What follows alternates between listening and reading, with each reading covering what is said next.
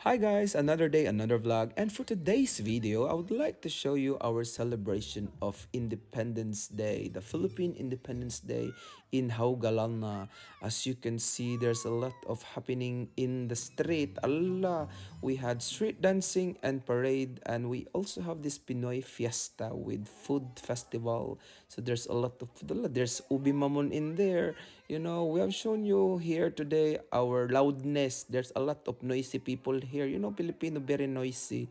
But we are so happy. And we are so lucky with the good weather, as you can see. Oh, a lot of Filipinos traveled just to come here in Haugesund, Norway. We have Halo Halo also, guys. Allah! And we have a Sari Sari store. Okay, we have this program in the afternoon where the mayor of Haugesund were there, and then we have dance a lot of professional dancers, very colorful. My God, oh my God, talaga.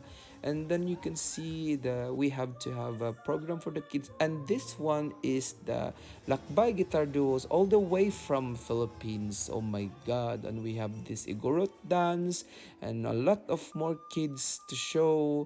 And then we have this the karaoke queen. Of course, we have to show our talent in singing and more dancing from the Mindanao tribe. Allah, we ended this program with disco, guys, and then we continued the party outside because in Norway there is sun until midnight.